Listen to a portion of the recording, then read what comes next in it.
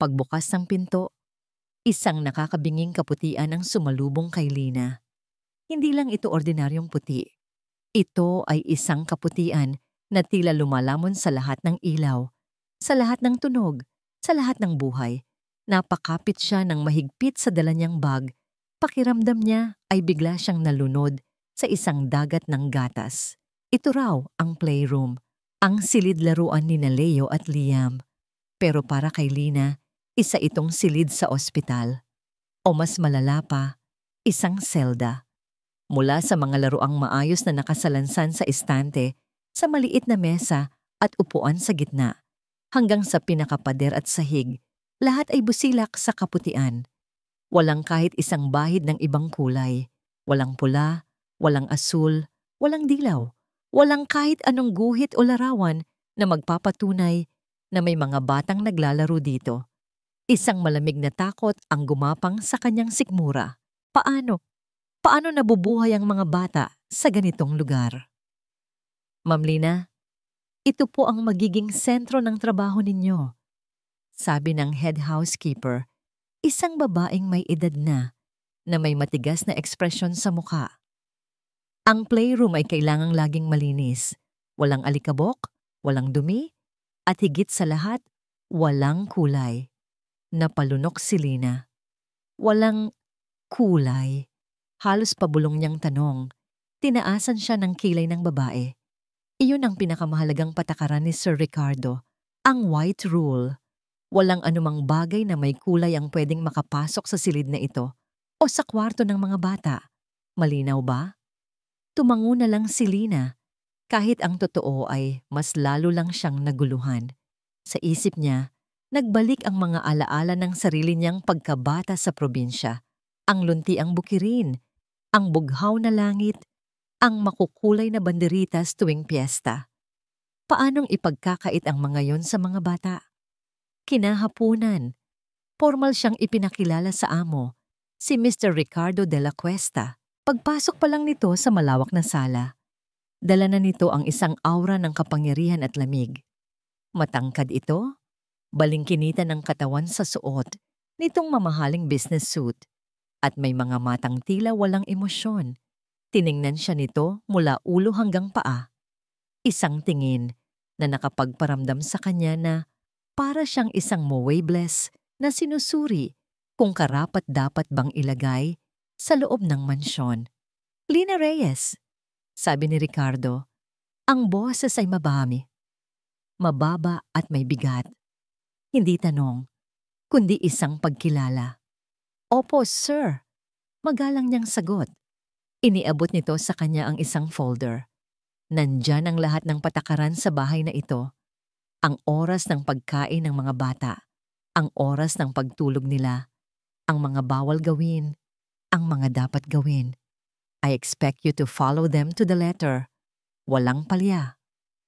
Habang binubuklat niya ang mga pahina, halos malula siya sa dami ng nakasulat. Ngunit isang patakaran ang nakabold at may highlight pa. Rule na 1, the white rule. All surroundings of the children must remain pure white. No colors allowed. Violation of this rule will result in immediate termination. Naiintindihan mo ba? Tanong ni Ricardo na para bang nababasa nito ang kanyang iniisip. Opo, sir. Malinaw po. Sagot niya, kahit ang puso niya ay naninikip para sa dalawang batang hindi pa niya nakikita. At nang sa wakas ay makita niya ang kambal na sina Leo at Liam, mas lalo lang nadurog ang kanyang puso. Nakaupo sila sa puting sopa, magkatabi, suot ang puting damit. Parehong may maamong mukha at malalaking mata, ngunit ang mga matang yon ay walang kislap. Tila mga manika na nawala ng buhay. Leo, Liam, this is Tita Lina. Siya ang bago ninyong tagapag-alaga, sabi ni Ricardo sa parehong malamig na tono. Walang naging reaksyon ang mga bata. Nakatingin lang sila sa kawalan. Iniwan sila ni Ricardo at naiwan si Lina na kasama ang dalawang estatwa. Umupo siya sa sahig sa harap nila at ngumiti sa abot ng kanyang makakaya. Hello, Leo. Hello, Liam. Ako si Tita Lina, sabi niya sa malambing na boses. Walang sagot. May kinuha siya mula sa kanyang bulsa, isang maliit na biskit na maingat niyang binalot sa puting tissue para hindi mahalata. Inalok niya ito kay Liam. Tumingin ang bata sa biskit, tapos sa kanya. Sa isang saglit, may nakita siyang kislap sa mga mata nito. Isang kislap ng pagkabata. Dahan-dahan itong inabot ang biskit. Si Leo naman ay nanatiling hindi gumagalaw. Ang eksenang yon ang nagbigay kay Lina ng kaunting pag-asa. May buhay pa sa loob ng mga batang ito. Kailangan lang pukawin. Gabi na nang matapos ang kanyang mga gawain. Habang nag-aayos siya ng mga gamit sa isang maliit na bodega, isang kahon ang nakaagaw ng kanyang pansin. Luma na ito at natatabunan ng alikabok sa isang sulok. Dahil sa kuryosidad, binuksan niya ito. Sa loob, nakita niya ang isang lumang photo album at sa unang pahina, isang larawan ang bumungad sa kanya. Isang babaeng napakaganda, may mahabang buhok at ngiting kasing liwanag ng araw. Karga nito ang dalawang sanggol, sina Leo at Liam. Ang babae ay nakasuot ng isang bestidang kulay pula at sa likod nila ay isang hardin na puno ng makukulay na bulaklak. Ang saya sa larawan ay halos tumatagos sa papel. Si Isabella, ang yumaong asawa ni Ricardo. Naramdaman ni Lina ang pag-init ng kanyang mga mata. Ito pala ang nawawala. Ito ang kulay na pilit binubura ni Ricardo sa buhay ng mga anak niya. Ang alaala ng kanilang ina. Isinara niya ang kahon, ngunit ang imahe ng masayang babae ay nanatili sa kanyang isipan. Nang gabing iyon, habang papunta siya sa kanyang silid, napadaan siya sa tapat ng kwarto ng kambal. Bahagyang nakaawang ang pinto. Sumilip siya sa loob. Nakita niya ang dalawang bata na mahimbing na natutulog sa kanilang puting kama. Sa loob ng kanilang puting kwarto, ang lahat ay tahimik. Ngunit habang papalayo na sana siya, isang tinig ang kanyang narinig. Isang bulong mula sa dilim. Mahina ito, halos hangin lang, pero sapat na para marinig ni Lina. Mama, colors. Iyon lang, dalawang salita. Pero para kay Lina, ang dalawang salitang iyon ay parang isang punyal na sumaksak ng diretso sa kanyang puso. Napahawak siya sa kanyang bibig para pigilan ang isang hikbi na nagbabalang kumawala. Si Liam. Ang batang tahimik, ang batang may mga matang walang buhay, ay nananaginip pala. At sa kanyang panaginip, hinahanap niya ang dalawang bagay na ipinagkait sa kanya sa kanyang paggising. Ang kanyang ina at ang mga kulay. Biglang nag-ugnay ang lahat sa isip ni Lina. Ang magandang babae sa litrato, ang bestida nitong pula, ang masayang hardin, ang mga pader na puti, ang mga laruang puti, ang mga matang walang kislap ng kambal. Hindi ito simpleng patakaran. Ito ay isang uri ng pagpaparusa, isang pagtatangkang burahin, ang isang alaala na para kay Ricardo ay masakit. Ngunit para sa mga bata ay ang kanilang buong mundo. Dahan-dahan siyang umatras mula sa pinto. Ang mga luhang kanina pa niya pinipigilan ay nagsimula ng mamuo. Bumalik siya sa bodega. Dahan-dahang binuksan muli ang kahon at tinitigan ang larawan ni Isabella. Ang nangiti nito ay tila isang pangungutya sa lahat ng kaputian sa mansyon. Hindi na ito tama. Ang pangako niya sa kanyang yumaong kapatid na si Eliza ay ang ihatid ang isang huling mensahe. Ngunit ngayon, nararamdaman niyang may mas malaki siyang misyon. Hindi lang isang mensahe ang kailangan ng mga batang ito. Kailangan nila ng tulong. Kailangan nilang maalala. Kailangan nilang maging bata. Pinunasan niya ang kanyang mga luha at ang awa sa kanyang dibdib ay dahan-dahang napalitan ng isang matibay na determinasyon. Tiningnan niya ang sarili sa salamin. Isang simpleng babae mula sa probinsya. Sino siya para kalabanin ang isang makapangyarihang tao tulad ni Ricardo de la Cuesta? Pwede siyang mapatalsik anumang oras. Pero pagkatapos, naalala niya ang bulong ni Liam. Mama, colors. At sa gabing iyon, sa harap ng puting pinto ng isang silid na walang kulay, isang mapanganib na desisyon ang nabuo sa isip ni Lina. Isang desisyon na babago sa lahat. Kinabukasan, may ibang Lina na kumilos sa loob ng mansyon. Nawala na ang pag-aalinlangan sa kanyang mga mata. Napalitan ito ng isang tahimik na apoy. Ang mga salita ni Liam ay umalingaw-ngaw sa kanyang isipan buong gabi. Isang mantra na nagbigay sa kanya ng lakas. Mama, colors. Iyon ang kanyang day off. Ayon sa patakaran, pwede siyang lumabas ng mansyon at alam na niya kung saan siya pupunta. Sa National Bookstore, pakiramdam ni Lina ay para siyang isang bata na nakapasok sa isang candy store. Ang mga hilera ng mga libro, mga art supplies, lahat ay sumisigaw sa kulay at buhay. Ang eksaktong kabaligtaran ng mundong pinagtatrabahoan niya. Nilapitan niya ang estante ng mga pangkulay. Kinuha niya ang isang kahon ng Crayola, ang pinakamalaki, na may 64 na iba't ibang kulay. Hinaplos niya ang kahon. Para sa iba, isa lang itong simpleng bagay. Pero para sa kanya ngayon, hawak niya ang isang kahon ng pag-asa, isang kahon ng pagsuway. Ang pagpuslit sa kahon ng Crayola, pabalik sa mansyon, ay mas nakakakaba pa kaysa sa inaasahan niya. Itinago niya ito sa pinakailalim ng kanyang bag na tinabunan ng mga damit. Bawat hakbang niya papasok sa malaking pinto ay ramdam niya ang malakas na kabog ng kanyang dibdib. Para siyang isang espiya na may dalang bomba. Hapon na nang magkaroon siya ng pagkakataon. Tulog si Sir Ricardo sa kanyang opisina sa bahay at ang ibang mga kasambahay ay abala sa kanilang mga gawain. Dahan-dahan niyang tinawag sina Leo at Liam papunta sa bodega, ang lugar kung saan niya unang nakita ang larawan ni Isabela. May ipapakita ako sa inyo, pabulong niyang sabi, may ngiti sa kanyang mga labi. Umupo sila sa sahig. Nagtatanong ang mga mata ng kambal. Maingat na kinuha ni Lina mula sa kanyang bulsa ang isang bagay na binalot niya sa puting panyo. Pagbukas niya, 3 Crayola ang lumabas. Isang pula, isang asul, at isang dilaw. Sa isang iglap, nakita ni Lina ang takot sa mga mata ng 2 bata. Automatiko silang napaatras na para bang nakakita sila ng ahas. Pabawal yan, nanginginig na, sabi ni Leo. Ang unang beses na narinig ni Lina ang buong pangungusap mula sa kanya. Magagalit si Papa. Umiling si Lina at ngumiti ng malambing.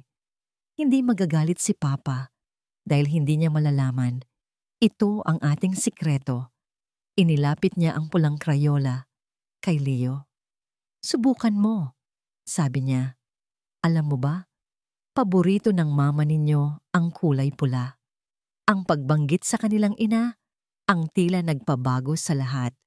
Nag-aalangan man, dahan-dahang iniabot ni Leo ang kanyang kamay. Kinuha niya ang Crayola. Ibinigay ni Lina sa kanya ang isang malinis na puting papel.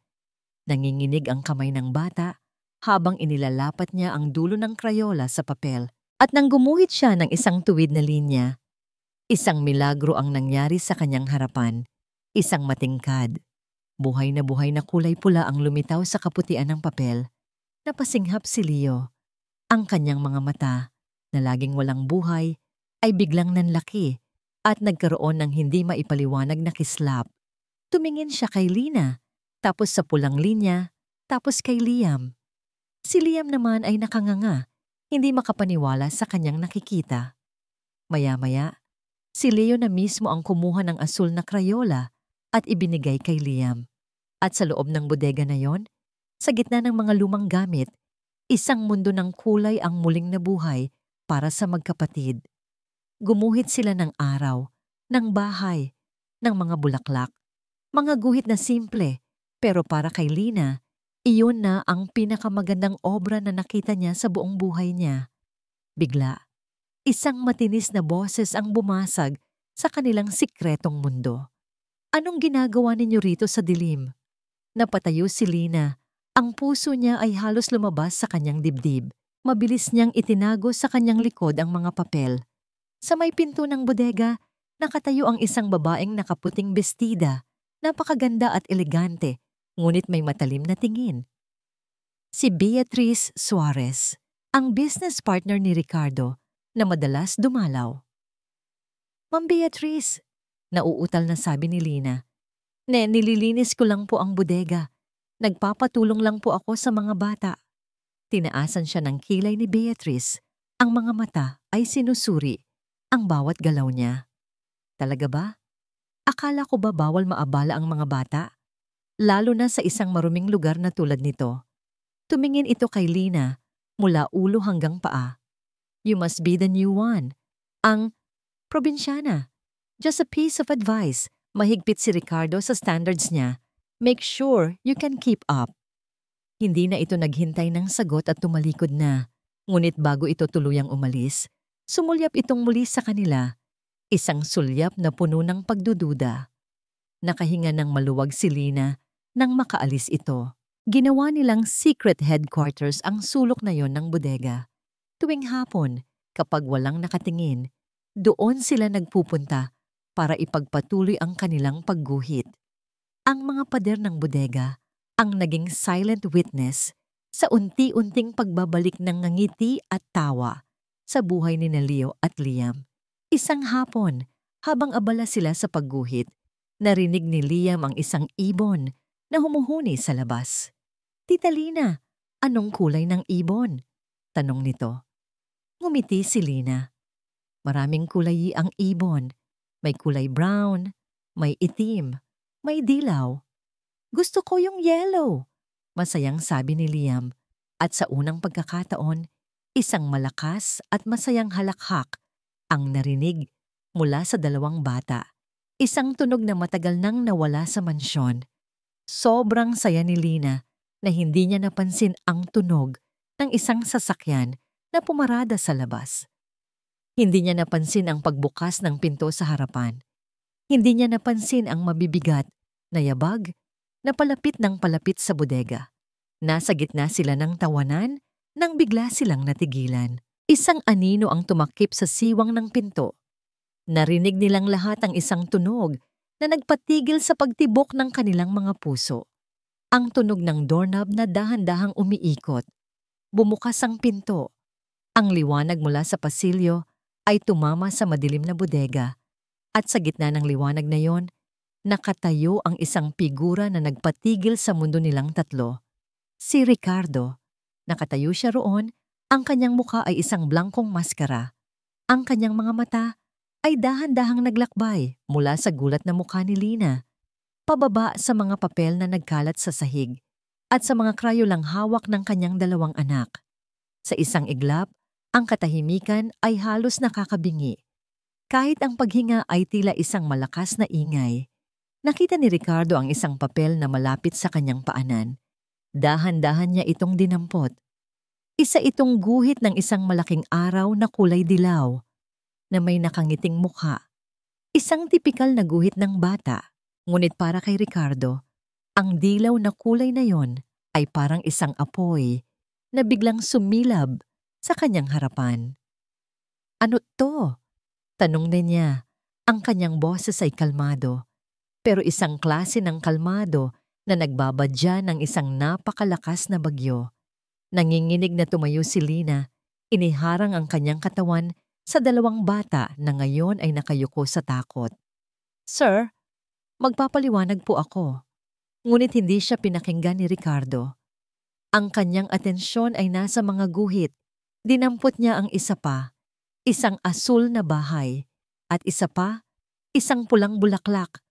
Bawat kulay na makita niya ay tila isang sampal sa kanyang mukha. Ang mga alaala na pilit niyang ibinabaon sa pinakamalalim na hukay ng kanyang isipan ay biglang nagsiahon. Ang pulang bestida ni Isabela nung huli silang mag-away. Ang asul na kotse na minamaneho niya noong mangyari ang aksidente. Ang dilaw na mga bulaklak ng mirasol na paborito nito na nakakalat sa kalsada matapos ang lahat. Kulay. Ang mga kulay ang dahilan ng lahat. Ang mga kulay ang kumitil sa buhay na pinilit niyang gawing perpekto at maayos. Sino? Tanong niya. Ang boses ay nagsisimula ng manginig sa galit. Sino ang nagbigay permiso sa inyo na gawin ito? Ang sigaw niya ay umalingaw-ngaw sa buong bodega. Napapikit sina Leo at Liam sa takot. Tumingin si Ricardo kay Lina at sa pagkakataong ito, ang kanyang mga mata ay nag-aalab na sa galit. Ikaw, sabi niya. Idinuro siya. Ikaw ang may kagagawa nito. Sir, ako po ang may kasalanan, pero ginawa ko lang po ito para sa mga Para sa mga bata? Putol ni Ricardo sa kanya, ang boss sa psikolog. Sinusuway mo ang pinakamahalagang patakaran sa bahay na ito. You are undermining my authority. You are destroying everything I've built to protect them. Hinablot niya ang isang papel mula sa kamay ni Leo. Anong alam mo sa pagpapalaki ng anak? Isa ka lang katulong. How dare you bring this chaos back into our lives? Hindi po ito kaguluhan, sir. Ito po ay alaala. Hindi na napigilan ni Lina na isagot. Ang mga luha ay nagbabadyang tumulo. Ang salitang alaala, ang tila nagtulak kay Ricardo sa bingit. You're fired! Sigaw niya, ang ugat sa kanyang leeg ay lumitaw. Get your things and get out of my house, ngayon din. Ang mga salitang yon ay parang isang hatol na bumagsak hindi lang kay Lina, kundi pati na rin sa dalawang bata. Bigla, isang yak ang bumasag sa tensyon, si Liam. Humahagulgol ito habang nakatingin sa kanyang ama, isang tunog na puno ng sakit at takot. At pagkatapos, isang bagay na hindi inaasahan ang nangyari. Sina Leo at Liam, ang dalawang batang hindi kumikibo at hindi nagpapakita ng emosyon, ay sabay na tumakbo palapit kay Lina. Niyakap nila ang kanyang mga binti. Ang kanilang maliliit na katawan ay nanginginig sa pag-iyak. Don't go, Tita Lina! Humahagulgol na, sabi ni Leo. Please, don't go! Papa, please! Sigaw ni Liam sa gitna ng kanyang mga hikbi. Don't let Tita Lina go. Please, Papa! Natigilan si Ricardo. Sa loob ng maraming taon, ngayon lang niya ulit nakitang umiyak ang kanyang mga anak. Ngayon lang niya ulit narinig na sumigaw ang mga ito. Ngayon lang niya ulit nakita na nagpakita ang mga ito ng ganito kalakas na emosyon. Para siyang sinampal ng katotohanan. Ang katahimikang pilit niyang ipinataw ay hindi pala kapayapaan. Isa pala itong bilangguan. Napatingin siya sa kanyang mga kamay na kumukuyom sa galit. Napatingin siya sa mukha ng kanyang mga anak na basang-basa sa luha, nakayakap sa isang babaeng halos 1 buwan pa lang nilang kilala. At napatingin siya kay Lina na umiiyak din habang hinahaplos ang buhok ng kambal. Ang galit sa kanyang dibdib ay biglang hinaluan ng isang matinding pagkalito, ng sakit. Gusto niyang bawiin ang kanyang sinabi, pero ang pride niya ay pumipigil sa kanya. Gusto niyang manatili sa kanyang desisyon, pero ang iyak ng kanyang mga anak ay parang mga karayom na tumutusok sa kanyang konsensya. Fine, sigaw niya. Mas para sa sarili niya kaysa sa kanila. Ang salita ay tila napilitan lang lumabas sa kanyang bibig. Pwede kang manatili. Tumingala sina Leo at Liam. Ang kanilang mga muka ay puno ng pag-asa, ngunit agad itong dinugtungan ni Ricardo. Ang kanyang boses ay puno pa rin ng babala. Pero sa oras na makakita pa ako ng kahit isang kulay sa bahay na ito, sisiguraduhin kong magsisisi ka. Tumalikod siya at mabilis na naglakad paalis. Hindi na muling lumingon. Iniwan niya ang tatlo sa gitna ng katahimikan na binabasag lang ng mahihinang hikbi ni Leo at Liam. Hindi alam ni Ricardo kung saan siya pupunta. Nagtuloy-tuloy lang siya sa paglalakad hanggang sa makarating sa kanyang opisina. Isinara niya ang pinto. Sumandal dito at dahan-dahang napaupo sa sahig. Ipinatong niya ang kanyang ulo sa kanyang mga kamay. Ang galit ay unti-unting nawawala. At ang naiiwan ay isang pamilyar na sakit na matagal na niyang hindi naramdaman. Ang sakit ng pagkawala. Ang sakit ng alaala. Ang mga sumunod na araw ay parang paglalakad Sa ibabaw ng mga karayom, isang malamig na giyera ang namuo sa pagitan ni Lina at Ricardo. Hindi na ito nagsisigaw, ngunit ang katahimikan nito ay mas mabigat at mas nakakatakot. Nararamdaman ni Lina ang mga mata nito sa kanyang likod, saan man siya magpunta. Sinusuri nito ang bawat galaw niya na para bang naghihintay na magkamali siyang muli. Ang dating mansyon na malamig ay naging isang nagyeyelong palasyo. Pero may isang bagay na nagbago. Isang bagay na nagbibigay init sa puso ni Lina. Ang mga bata. Hindi na sila mga manikang walang buhay. Dahil sa nangyari sa bodega, isang ugnayan ang nabuo sa pagitan nilang tatlo. Isang sikretong alyansa. Sa mga oras na wala si Ricardo, palihim silang nagpapalitan ng mga ngiti. Minsan, habang nag-aayos si Lina ng kanilang kama, palihim na iaabot ni Liam ang isang maliit na piraso ng papel na may guhit na isang maliit na puso. Mga simpleng bagay, ngunit para kay Lina, ang mga iyon ay isang kayamanan. Isang hapon, habang nagpupunas siya ng mga bintana sa sala, nakita niya si Ricardo at Beatrice na nag-uusap sa hardin. Seryoso ang kanilang pinag-uusapan. Hindi niya marinig ang mga salita, ngunit nakikita niya ang mga kilos. Si Beatrice ay malambing na hinahaplos ang braso ni Ricardo. Ang kanyang mukha ay puno ng pekeng pag-aalala. Si Ricardo naman ay nakikinig lang. Ang kanyang mukha ay nagpapakita ng pagkalito. Pagkatapos, tumingin si Beatrice sa direksyon ng bahay. Nagtama ang kanilang mga mata. Ngumiti si Beatrice sa kanya. Isang ngiting matamis, ngunit puno ng lason. Alam ni Lina, sa kaibuturan ng kanyang puso, na siya ang pinag-uusapan ng mga ito. Alam niyang may binabalak ang babae. Ang pangamba niya ay lalong lumakas. Gabi na. Nasa loob si Lina ng kanyang maliit na silid. Sinusubukang alisin sa isip ang mga nangyari. Bigla, may narinig siyang mahinang kaluskos sa kanyang pinto. Dahan-dahan niya itong binuksan. Sa labas, nakatayo si Leo. Yakap-yakap ang kanyang unan. Ang kanyang mga mata ay puno ng lungkot. Tita Lina, pabulong nitong sabi. Leo, anong ginagawa mo rito? Gabing-gabi na. Malambing niyang tanong habang pinapapasok ang bata. Umupo si Leo sa gilid ng kanyang kama. May kinuha ito mula sa ilalim ng kanyang unan. Isang maliit na papel na maingat na tiniklop. Pagbukas niya nito, nakita niya ang isang guhit. Isang babae, Daye, na may mahabang buhok at nakangiti. Katabi ang dalawang maliliit na bata. Sa itaas, mayroong isang malaking araw. Simple lang ang pagkakaguhit.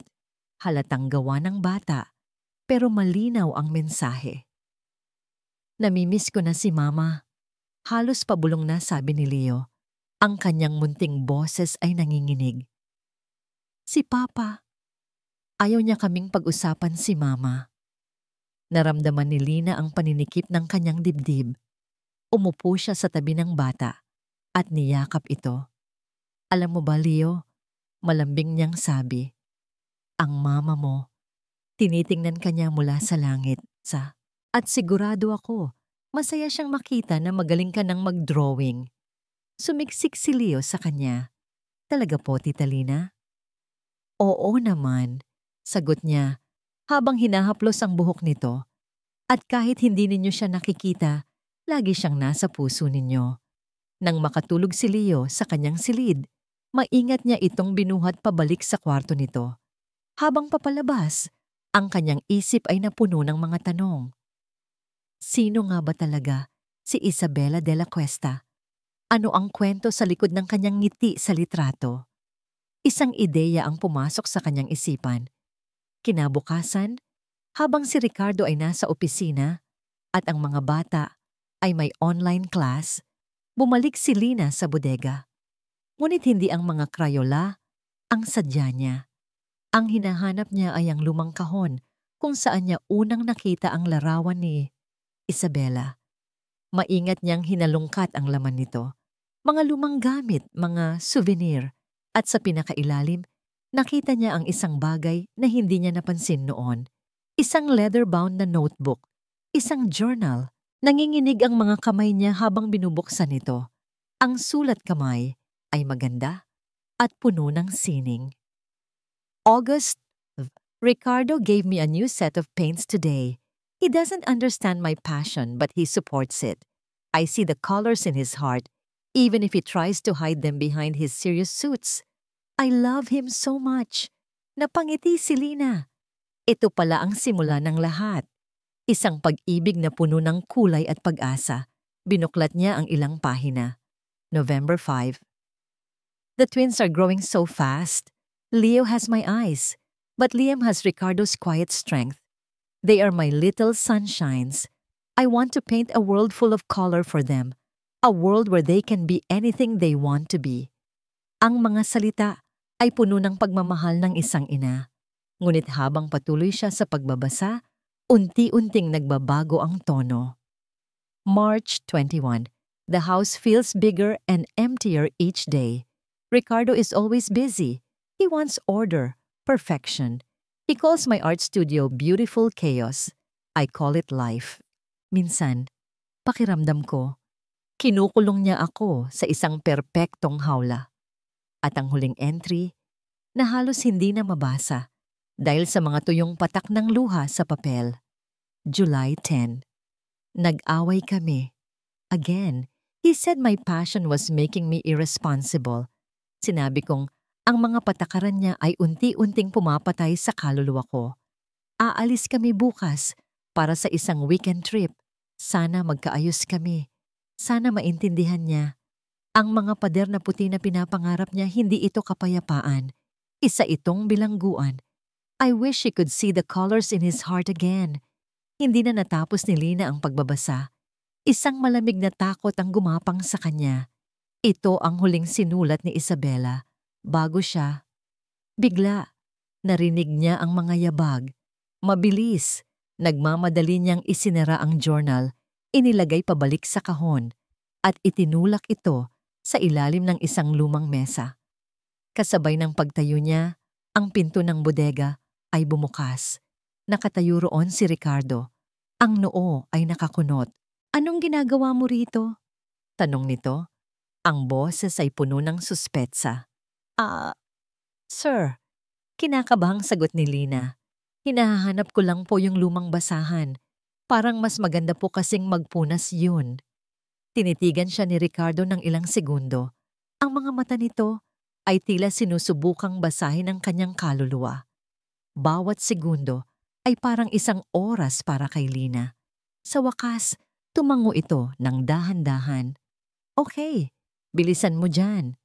Tumalikod ito at nagsimulang maglakad palayo. Nakahinga ng maluwag si Lina, napasandal siya sa pader.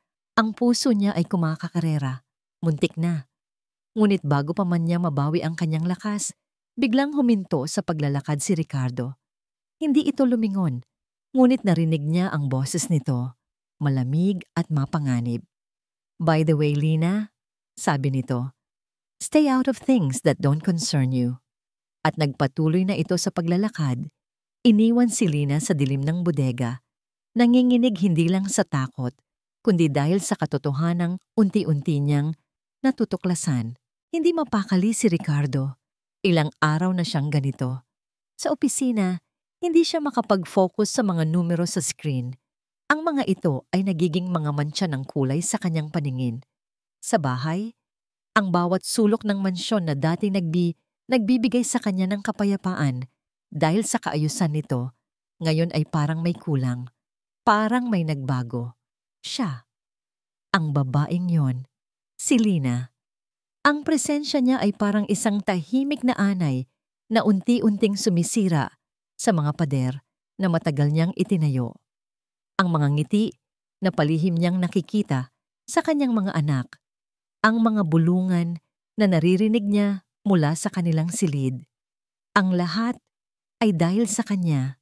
Isang gabi, sa gitna ng mahimbing na tulog, bumalik ang bangungot. Ang pamilyar na tunog ng kumakaskas na gulong sa basang kalsada. Ang tilian. Ang imahe ng salamin na unti-unting nababasag. at ang amoy ng ulan na humalo sa amoy ng gasolina. Pero ngayon, may bago. May mas malinaw. Ang boses ni Isabela. Hindi na ito isang sigaw ng takot. Isa itong bulong, puno ng sakit, bago ang lahat ay nagdilim. Gusto ko lang makita mo ako, Rick. Ang totoong ako. Nagising si Ricardo na humihingal. Ang pawis ay namumuo sa kanyang noo. Ang mga salitang iyon. Ang sinabi nito sa gitna ng kanilang huling pag-aaway bago sila sumakay sa kotse. Hindi na siya makatulog. Bumangon siya. Kailangan niyang maglakad. Kailangan niyang ibalik ang kontrol. Naglakad siya sa mga pasilyo ng kanyang tahimik na bahay. Ang lahat ay puti. Maayos. Tahimik. Pero bakit pakiramdam niya ay nasasakal siya? Napahinto siya sa tapat ng bodega. May narinig siyang kaluskos? O guni-guni niya lang ba yon? Itinulak siya ng isang hindi maipaliwanag na puwersa na pihitin ang doorknob. Pagbukas niya ng pinto, ang tumambad sa kanya ay hindi niya inaasahan. Hindi na ito isang bodega. Ito ay isang mundo ng kulay. Sa isang sulok, nakasabit sa dingding ang 12 papel na may mga guhit. Isang bahaghari. Isang hardin na puno ng bulaklak. Isang pamilya na magkakahawak kamay sa ilalim ng isang nakangiting araw. Para siyang sinuntok sa sikmura. Ang lahat ng kulay na pilit niyang iwinaksi sa bahay na ito ay narito, nagtitipon-tipon sa isang lihim na lugar. Ito ay isang pagtataksil, isang rebelyon. At sa gitna ng lahat, sa isang maliit na mesa, nakita niya ang isang guhit na hindi pa tapos. Isang babae na may mahabang buhok, katulad ng nasa litrato. Ang ina nila. Hindi na niya napigilan ang sarili. Ang sakit, ang galit, ang alaala. Lahat ay sumabog. Mabilis ang kanyang mga hakbang. Halos takbuhin niya ang hagdan papunta sa silid ng mga katulong. Hindi na siya kumatok. Malakas niyang binuksan ang pinto ng silid ni Lina. Gulat na napabangon si Lina mula sa kanyang pagkakahiga. "Sir? Anong... Sumunod ka sa akin," sabi ni Ricardo. Ang boses niya ay mababa at nanginginig sa galit. Hinila niya ito sa braso, walang pakialam kung masakit. Kinaladkad niya ito pababa ng hagdan at itinulak papasok sa bodega. "Ano ang ibig sabihin nito?" Sigaw niya, ang kanyang boses ay umalingaw-ngaw sa buong kabahayan. Itinuro niya ang mga guhit sa pader. Nanginginig si Lina, ang mukha ay namumutla. "Sir, hayaan niyo po akong magpaliwanag." "Magpaliwanag?" Sigaw ni Ricardo. Ang kanyang mga mata ay nanlilisik. "Anong ipapaliwanag mo? Na sinusubukan mong lasunin ang isip ng mga anak ko laban sa akin? Na tinuturuan mo silang suwayin ako?" Lumapit siya dito. Ang bawat salita ay parang isang suntok. "Sinusubukan mo bang palitan siya?" Ang tanong na yon ang tumama kay Lina. Nakita niya ang totoong dahilan ng galit ni Ricardo. Hindi ito tungkol sa mga patakaran.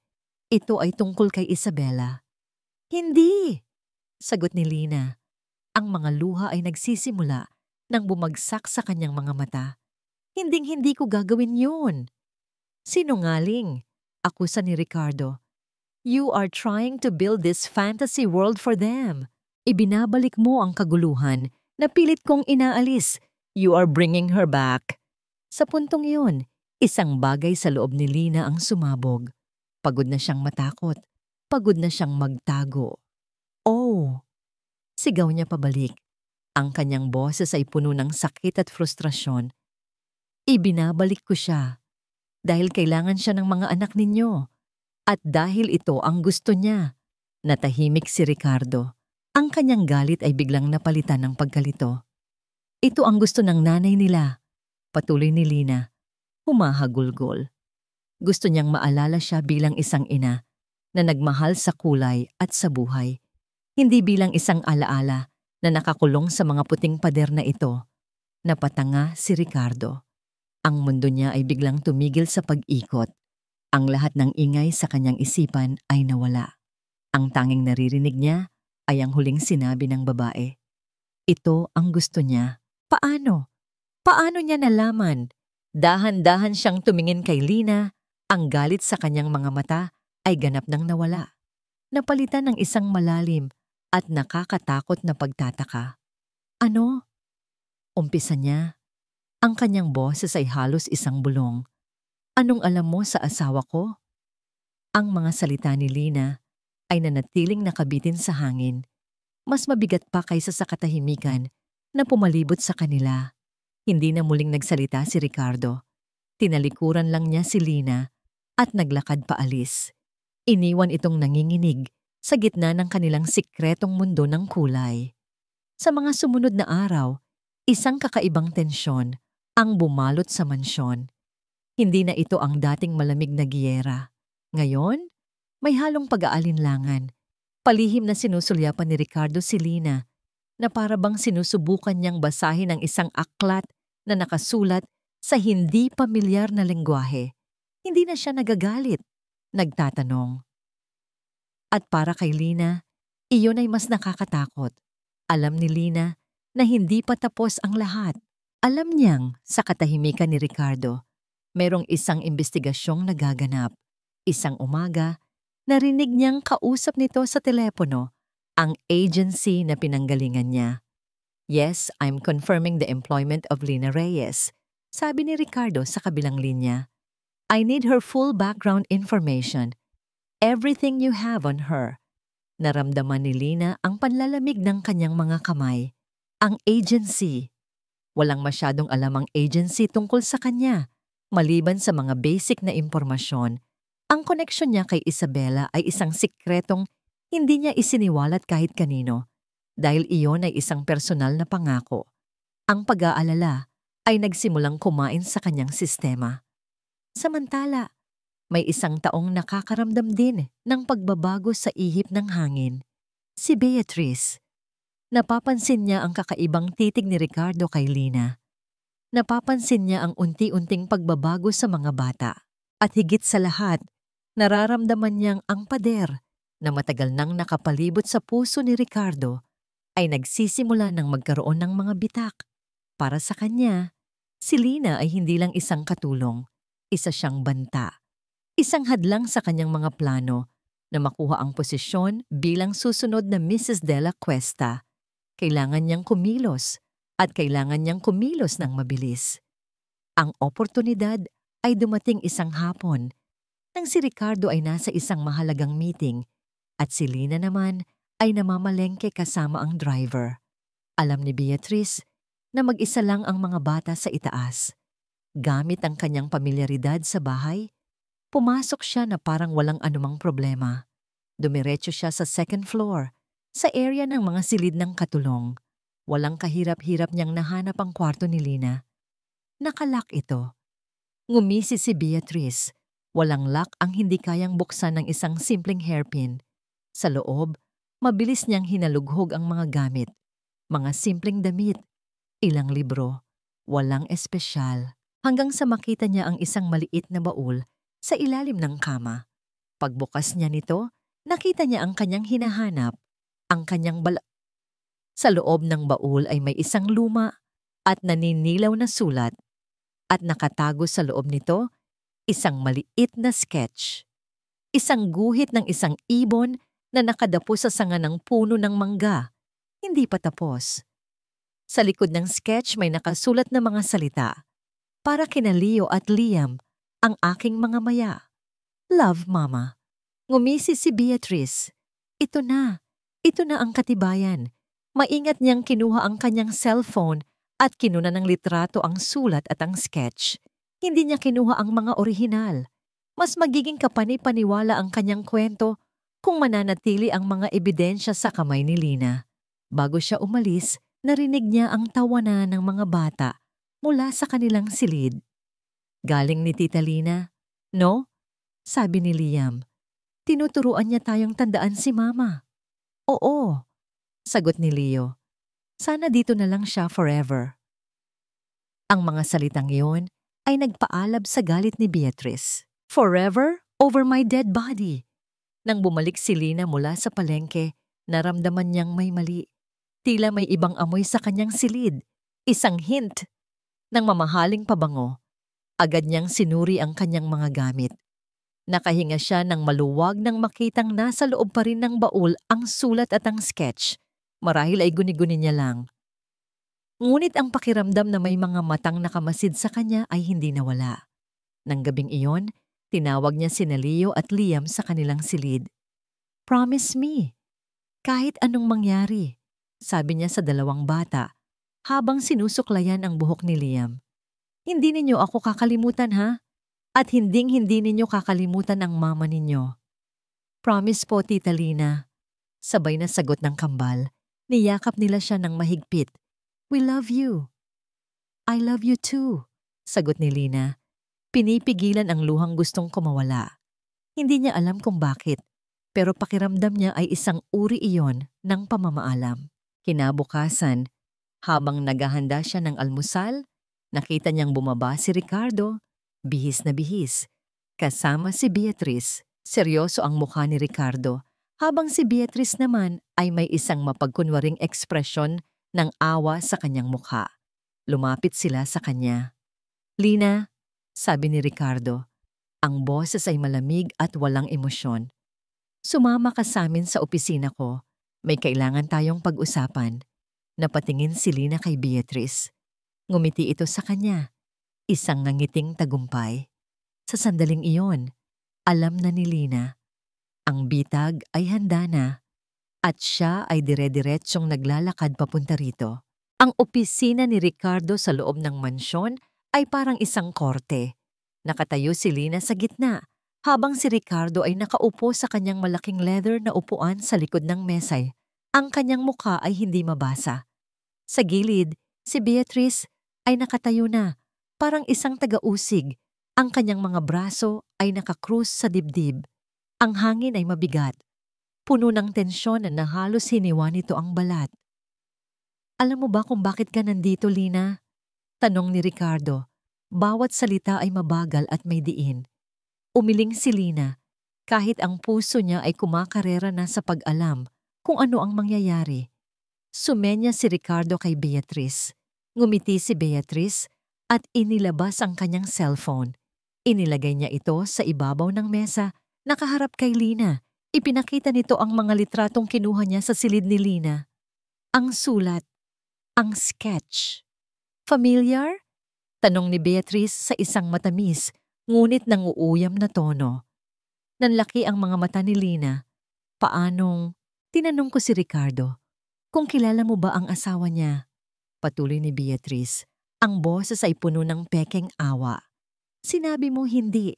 Pero ano ito, Lina? Bakit may kopya ka ng sulat kamay ni Isabela? Bakit nasa iyo ang isang sketch na ginawa niya para sa mga anak niya?" Napatingin si Lina kay Ricardo. "Sir, magpapaliwanag po ako. Hindi po yan." "Huwag ka nang magsinungaling," sigaw ni Beatrice. "Nag-imbestiga kami, Lina, at natuklasan namin ang lahat." Huminga ng malalim si Beatrice na para bang naghahanda para sa isang grand finale. "Ikaw ay isang obsessed fan ni Isabela de la Cuesta. Matagal mo nang sinusubaybayan ang pamilya nila. Ang pagpasok mo dito bilang katulong, hindi iyon aksidente. Iyon ay isang plano, isang detalyadong plano para makuha ang tiwala ng mga bata at sa huli, ang yaman ng mga de la Cuesta." Ang bawat salita ni Beatrice ay parang isang gawa-gawang lason na unti-unting kumakalat sa silid. "Hindi totoo yan," sigaw ni Lina. Ang kanyang boses ay nanginginig sa desperasyon at galit. Tumingin siya kay Ricardo, nagmamakaawa. "Sir Ricardo, maniwala po kayo sa akin. May dahilan po kung bakit nasa akin yan." Ngunit ang mukha ni Ricardo ay isang pader na bato. Ang sakit ng nakaraan, ang takot na muling maloko, at ang lason na isinaksak ni Beatrice sa kanyang isipan, lahat ay pinagsama-sama para bumuo ng isang hatol.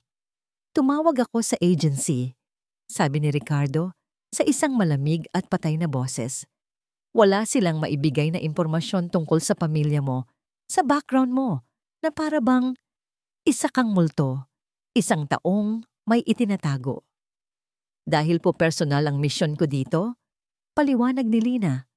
May pangako po akong kailangang tuparin. Pangako? Putol ni Ricardo.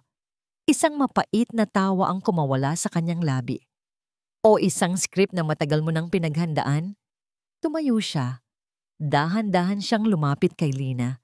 Sa bawat hakbang niya, pakiramdam ni Lina ay lumiliit siya. Ginamit mo ang mga anak ko, sabi ni Ricardo. Ang kanyang mga mata ay puno ng isang damdamin na mas masakit pa sa galit, puot at pagkasuklam.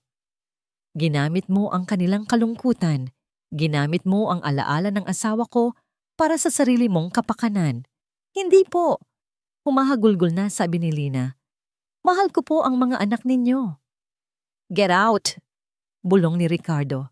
Sir, please, I said get out! Sigaw niya. Ang kanyang boses ay umalingaw-ngaw na parang kulog. You are a monster! You took advantage of my children's pain. Kunin mo ang mga gamit mo at umalis ka sa pamamahay ko. Now! Ang bawat salita ay parang isang sampal na dumapo sa mukha ni Lina. Ang sakit ay napakalalim na parabang ang kanyang puso ay dinurog sa maliliit na piraso.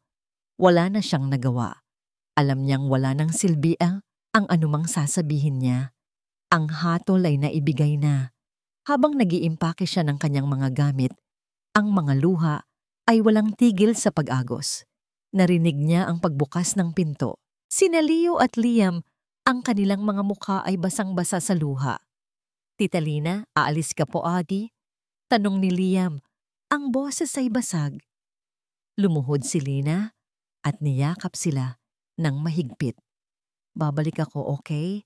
Magpakabait kayo, sabi niya, kahit alam niyang nagsisinungaling siya.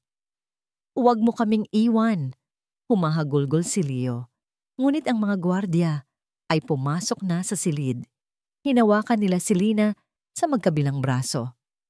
Sir Ricardo's orders, sabi ng isa, habang kinakaladkad siya palabas ng silid, palabas ng pasilyo, pababa ng hagdan. Ang tanging naririnig niya ay ang mga iyak at sigaw ni Leo at Liam mula sa itaas na paulit-ulit na tinatawag ang kanyang pangalan. Nang itulak siya palabas ng malaking gate ng mansyon, napaluhod siya sa kalsada.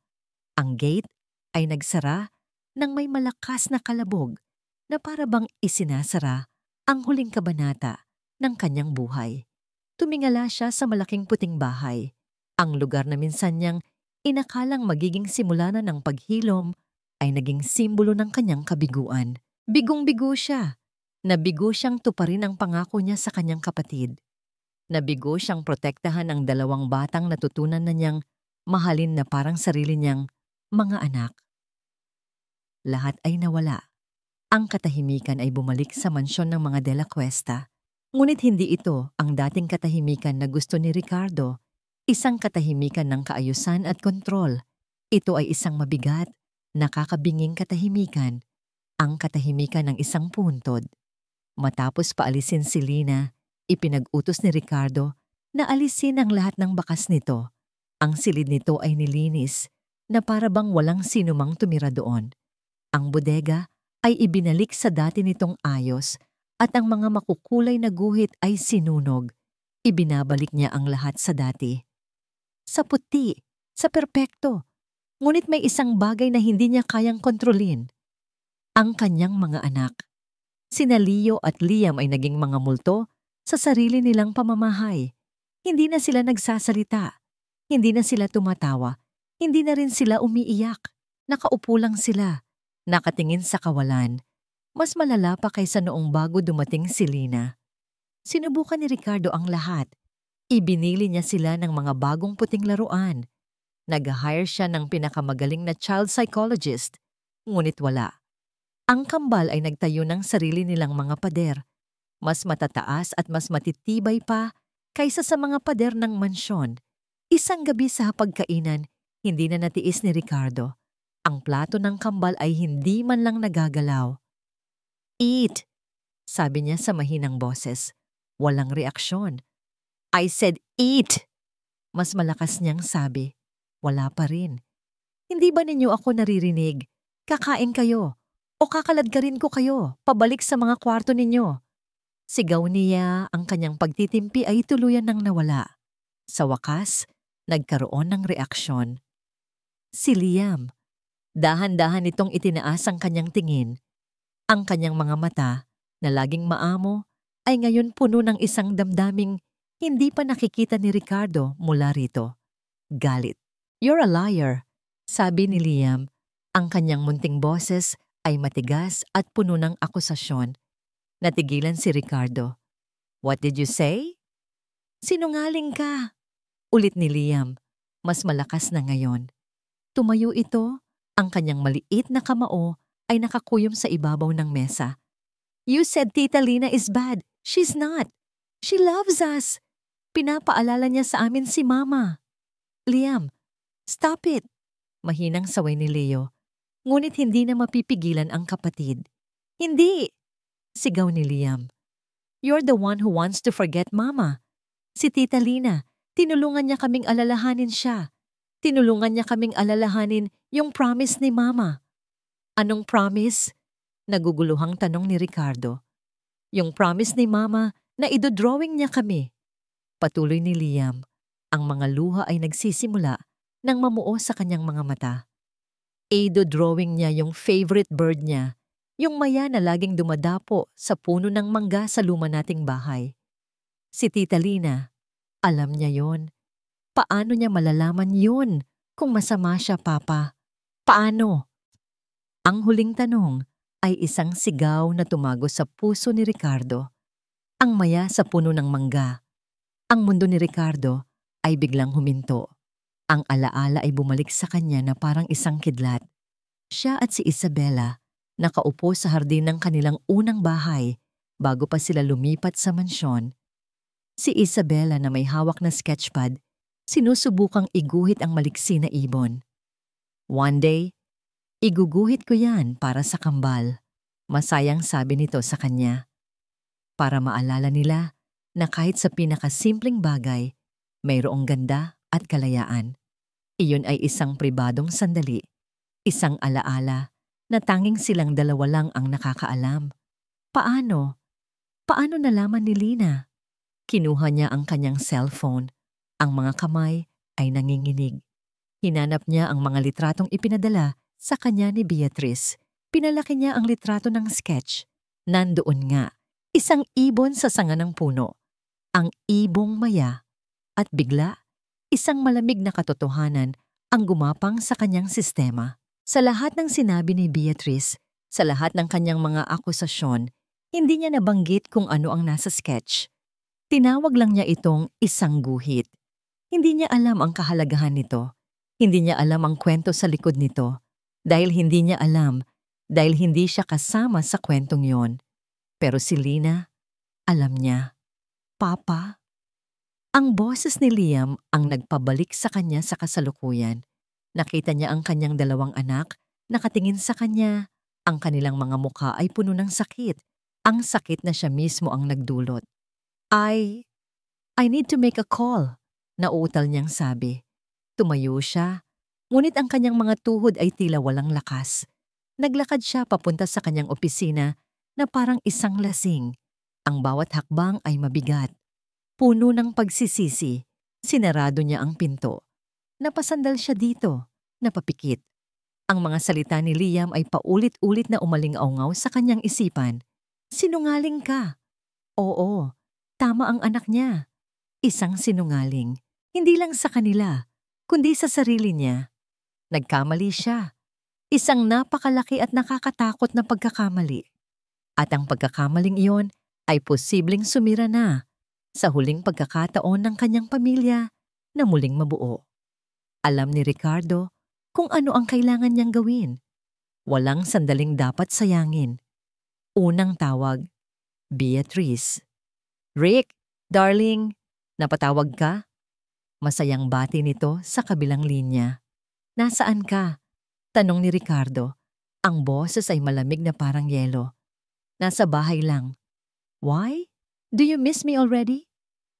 "Manatili ka dyan.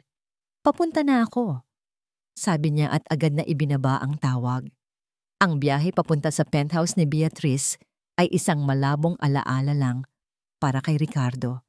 Ang tanging nasa isip niya ay ang mukha ng kanyang mga anak at ang katotohanang binitawan niya ang nag-iisang tao na nagbalik ng kanilang mga ngiti. Pagdating niya sa unit ni Beatrice, sinalubong siya nito ng isang mapang-akit na ngiti at nakaambang halik. Ngunit umiwas si Ricardo. Anong problema, Rick? Nagtatakang tanong nito. Ang sketch, sabi ni Ricardo, diretsong nakatingin sa mga mata nito. Ano ang nakaguhit sa sketch ni Isabela? Natigilan si Beatrice. Ano? Hindi ko matandaan. Isang ibon yata? Bakit mo na itatanong? Ang pag-aatubili nito ang kumpirmasyon na kailangan ni Ricardo. You lied to me, sabi niya. Bawat salita ay puno ng bigat. Nagsinungaling ka sa akin, Beatrice, tungkol kay Lina, tungkol sa lahat. What are you talking about? Depensa ni Beatrice, ang kanyang muka ay nagsisimula ng mamutla. I was trying to protect you. Inaabuso niya ang mga anak mo. Hindi, sigaw ni Ricardo. Ikaw ang nangabuso. Ginamit mo ang sakit ko, ang takot ko para sa sarili mong kapakanan. You manipulated me. You made me hurt an innocent person. Innocent? Isang mapait na tawa ang kumawala kay Beatrice. Rick, isa lang siyang probinsyanang katulong. Ako, matagal na tayong magkakilala. I deserve to be by your side, not the ghost of your dead wife, and definitely not that pathetic maid. Sa wakas, lumabas din ang totoong kulay niya. Umiling si Ricardo. Tapos na tayo, Beatrice. Our business partnership, our friendship, it's all over. Huwag ka nang magpapakita sa akin o sa pamilya ko. Kailanman. Tinalikuran niya ito. Iniwan itong sumisigaw sa galit at frustrasyon. Pero wala na siyang pakialam. Ang mas mahalagang tanong ngayon ay, nasaan si Lina? Ginamit niya ang lahat ng kanyang koneksyon. Nag-hire siya ng private investigator. Bawat oras na lumilipas na hindi niya ito nahahanap ay parang isang karayom na tumutusok sa kanyang dibdib. 2 araw ang lumipas. Sa wakas, tumawag ang investigador. Nasa probinsya na siya, sir, sabi nito. Pero may isang bus pa na aalis mamayang gabi pabalik sa kanila. Nasa Cubao Bus Terminal siya ngayon. Hindi na nag-aksaya ng oras si Ricardo. Ang Cubao Bus Terminal ay magulo, maingay at siksikan. Ang eksaktong kabaligtaran ng tahimik niyang mundo. Ngunit wala siyang pakialam. Ang tanging layunin niya ay mahanap si Lina bago ito tuluyang mawala. At doon, sa isang sulok, nakaupo sa isang plastik na upuan, nakita niya ito. Yakap nito ang luma nitong bag, nakatingin sa kawalan. Ang kanyang mukha ay bakas ng kalungkutan. Mukhang mas payat siya at ang dating kislap sa kanyang mga mata ay wala na. Dahan-dahan siyang nilapitan ni Ricardo. Lina! Tawag niya. Nag-angat ng tingin si Lina. Gulat, pagkalito, at sakit. Ang lahat ng emosyon ay rumihistro sa kanyang mukha. Agad siyang tumayo, na para bang tatakbo. Sandali, please! Pigil ni Ricardo. Huwag kang umalis. Mag-usap tayo. Wala na po tayong dapat pag-usapan, sir, sabi ni Lina. Ang boses ay malamig at walang buhay. Uuwi na po ako. Lina, I'm sorry, sabi ni Ricardo. Ang mga salita ay tila hirap lumabas sa kanyang bibig. Patawarin mo ako. Naging tanga ako. Naging duwag. Hinayaan kong lamunin ako ng takot at ng nakaraan ko. Sir, tama na po. Hindi, giit ni Ricardo. Lumapit pa siya. Hindi ako alis hanggat hindi mo ako pinakikinggan. Nalaman ko na ang lahat. Ang tungkol sa maya, sa puno ng mangga. Ang mga anak ko na mismo ang nagsabi sa akin. Doon natinag si Lina.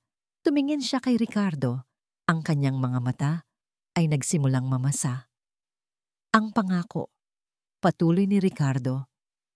Gusto kong malaman ang lahat, Lina. Please, bigyan mo ako ng pagkakataon na itama ang lahat.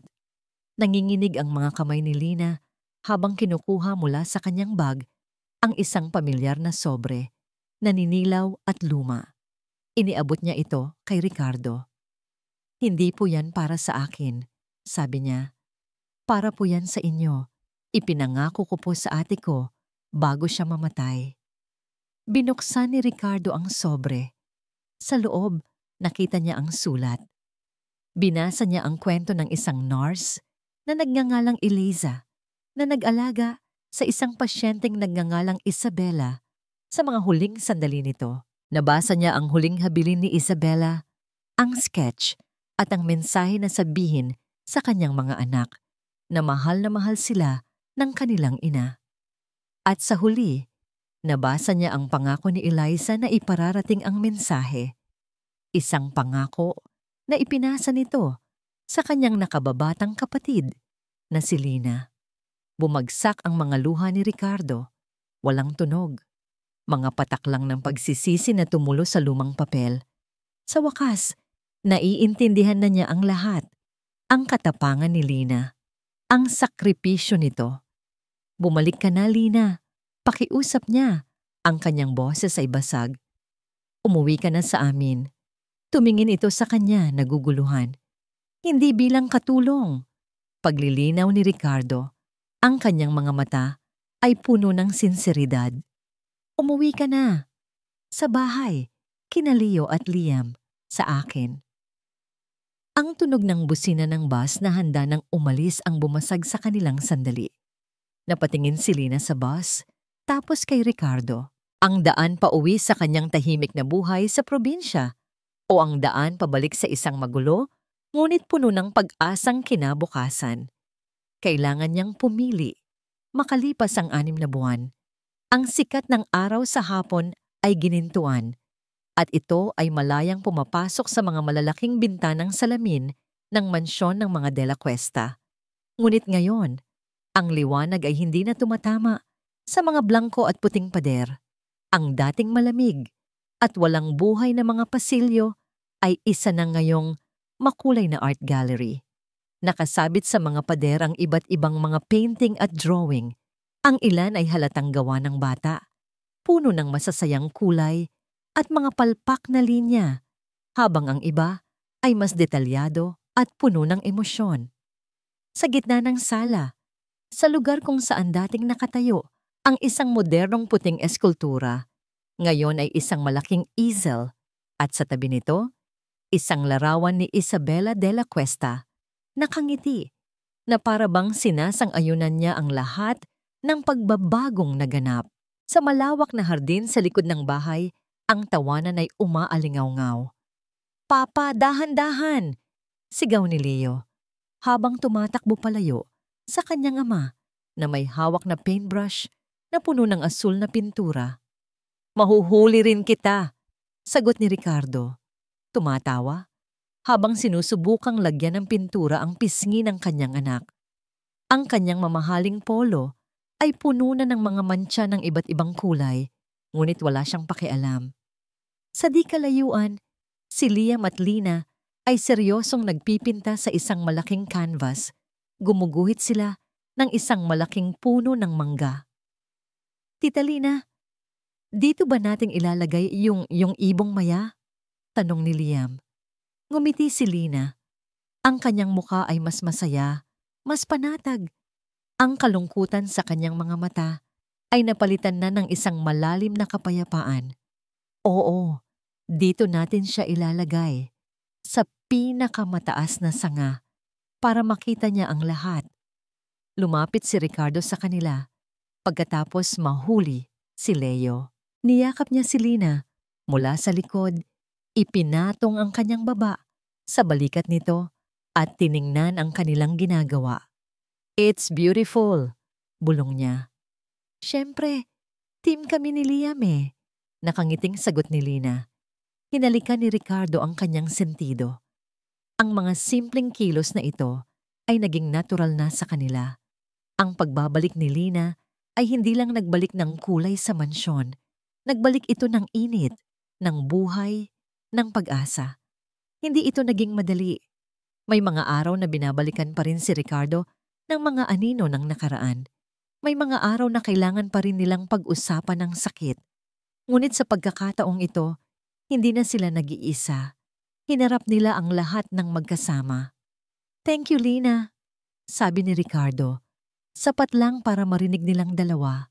Ang kanyang boses ay puno ng pasasalamat na hindi kayang ipaliwanag ng mga salita. "Thank you for bringing the colors back into my life." Tumingin si Lina sa kanya. Ang kanyang mga mata ay nagniningning. "Kayo ni na Leo at Liam ang nagbigay ng kulay sa buhay ko." Natapos ang hapon, ang canvas ay halos puno na. Ang kanilang obra maestra, isang pamilya, isang lalaki, isang babae at 2 batang lalaki na masayang magkakasama sa ilalim ng isang puno ng mangga. Puno ito ng buhay, ng tawa at ng pag-ibig. At sa pinakamataas na sanga, nakadapo ang isang maliit na ibong maya. Hindi ito malungkot na nakatingin sa ibaba. Ito ay nakatingin sa malayo, sa abot-tanaw, na para bang sinasabi na ang kalayaan ay hindi nangangahulugang paglimot, kundi ang pagtanggap. Hindi nila kinalimutan si Isabela. Sa halip, ginawa nilang bahagi ang kanyang alaala sa bago nilang mundo. Ang kanyang pagmamahal sa sining, ang kanyang pagmamahal sa buhay. Lahat ay buhay sa mga tawa ng kanyang mga anak at sa mga kulay na ngayon ay malayang sumasayaw sa mga pader ng kanilang tahanan. Ang dating mansyon na isang perpektong bilangguan ay isa na ngayong hindi perpekto, magulo, at makulay na tahanan. At para sa kanila, iyon ang tunay na ibig sabihin ng pagiging perpekto. Pinunasan ni Ricardo ang huling mantsa ng pintura sa kamay ni Liam bago ito halikan sa noo. "Okay, sleepyhead. Time for bed." "Good night, Papa. Good night, Tita Lina," sabi ng 2 bata. Ang kanilang mga boses ay puno ng pagod, ngunit masayang pagod. Matapos ang isang araw ng pagpipinta at habulan, ang enerhiya ng kambal ay sa wakas na ubos na. Pinanood ni na Ricardo at Lina ang dalawa habang umaakyat sila sa hagdan, nag-uunahan pa. Ang dating tahimik na hagdanan ay napuno na ngayon ng mga yapak ng masasayang paa. Nang mawala na ang mga bata sa kanilang paningin, isang komportabling katahimikan ang namagitan sa kanila. Magkahawak kamay silang pumasok sa sala. Ang ilaw mula sa buwan ay dahan-dahang pumapasok sa mga bintana, nagbibigay ng malambot na liwanag sa mga painting sa dingding. Huminto si Ricardo sa harap ng litrato ni Isabela. Tinitigan niya ito ng matagal. Ngunit ngayon, wala nang bakas ng sakit o pagsisisi sa kanyang mga mata. Ang naroon na lang ay pagtanggap at isang mapayapang pasasalamat. Alam mo, umpisa niya, ang kanyang hinlalaki ay marahang hinahaplos ang kamay ni Lina. Dati, ang tanging nakikita ko lang sa litratong yan ay ang mga pagkakamali ko, ang mga bagay na sana ginawa ko, ang mga salitang sana sinabi ko. Humarap siya kay Lina. Ang kanyang mga mata ay puno ng emosyon. Pero ngayon, dahil sa'yo, ang nakikita ko na lang ay ang magagandang alaala, ang pagmamahal na ibinigay niya sa akin, at ang 2 pinakamagandang regalo na iniwan niya. Hinawakan ni Lina ang kanyang pisngi. Dahil hindi mo naman talaga siya kinalimutan, Ricardo. Natakot ka lang na magmahal ulit. Natakot akong masaktan ulit. Pag-amin niya. Kaya nagtayo ako ng mga pader. Akala ko, ang kaputian at kaayusan ang magpoprotekta sa amin. Pero ang totoo, ikinulong ko lang kaming lahat sa isang lalong malalim na kalungkutan. Pero sinira mo na ang mga pader na yon, malambing na sabi ni Lina. Isang ngiti ang sumilay sa labi ni Ricardo. Hindi ako. Tayo ang sumira sa mga pader. Inilapit niya ang kanyang mukha sa mukha ni Lina. Ang kanilang mga noo ay magkadikit. Ang bango ng pintura at ng hardin ay nakabalot pa rin sa kanila. Mahal kita. Lina Reyes. Bulong niya. Ang bawat salita ay nagmumula sa kaibuturan ng kanyang puso. Hindi mo pinalitan si Isabela. Walang sino man ang makakagawa nun. Ang ginawa mo, tinulungan mo akong buksan ulit ang puso ko. Tinuruan mo akong hindi ang paglimot ang gamot sa sakit, kundi ang pag-alala ng may pagmamahal. Tumulo ang isang butil ng luha mula sa mata ni Lina. Isang luha ng purong kaligayahan. Mahal din kita, Ricardo de la Cuesta. Dumating ako dito para tuparin ang isang pangako. Pero ang hindi ko alam, dito ko pala matatagpuan ang isang pamilya. Dahan-dahan. Sa ilalim ng liwanag ng buwan, sa gitna ng isang bahay na puno na ngayon ng kulay at buhay, ang kanilang mga labi ay nagtagpo. Hindi ito isang halik ng matinding pagnanasa, kundi isang halik na puno ng pangunawa, pagpapatawad, at pangako ng isang bagong simula. Isang simula na hindi na puti, kundi isang canvas na handa nilang pintahan ng magkasama, gamit ang lahat ng kulay ng pag-ibig. At sa mga sumunod na taon, iyon nga ang kanilang ginawa. Ang bawat anibersaryo ay ipinagdiriwang nila hindi sa mga mamahaling restaurant, kundi sa kanilang hardin, kung saan sila naglalatag ng kumot at sabay-sabay na nagpipinta. Ang Pasko ay hindi na tungkol sa mga regalong nakabalot sa puting papel, kundi sa paggawa ng sarili nilang mga parol na may iba't ibang kulay. Ang kaarawan ni Isabela ay hindi na isang araw ng pagluluksa, kundi isang araw ng selebrasyon. Naglalabas sila ng mga lumang litrato. Nagkukwento si Ricardo tungkol sa kanilang pag-iibigan at gumagawa ang kambal ng mga happy birthday card para sa kanilang mama sa langit. Si Leo, na minana ang pagiging tahimik ng kanyang ama, ay natuklasan ng talento sa paggamit ng watercolor. Ang kanyang mga gawa ay malalambot at puno ng damdamin. Si Liam naman, na may pusong kasing sigla ni Isabela, ay nahilig sa mga makukulay na eskultura, gamit ang clay at mga recycled na materyales. Ang dati puting playroom ay naging isang tunay na art studio. Ang sahig ay may mga mantsa na ng pintura. Bawat mantsa ay isang alaala ng isang masayang sandali. Minsan, sa isang tahimik na gabi, habang pinapatulog ni Lina ang kambal, nakita niya si Ricardo na nakatayo sa pasilyo, nakangiting pinapanood sila. Anong iniisip mo? Tanong ni Lina nang lumabas siya ng silid. Niyakap siya ni Ricardo. Iniisip ko lang kung gaano ako kaswerte. Sagot nito. Iniisip ko kung gaano kabilis magbago ang lahat, na ang bahay na ito, na minsan ay simbolo ng aking pinakamalaking kalungkutan, ay ngayon, naging tahanan ng aking pinakamalaking kaligayahan. Tumingala si Lina sa kanya. Dahil ang isang tahanan ay hindi ginagawa, gamit ang mga pader at muebles, sabi niya. Itinayo ito, gamit ang mga alaala, tawanan at pagmamahal.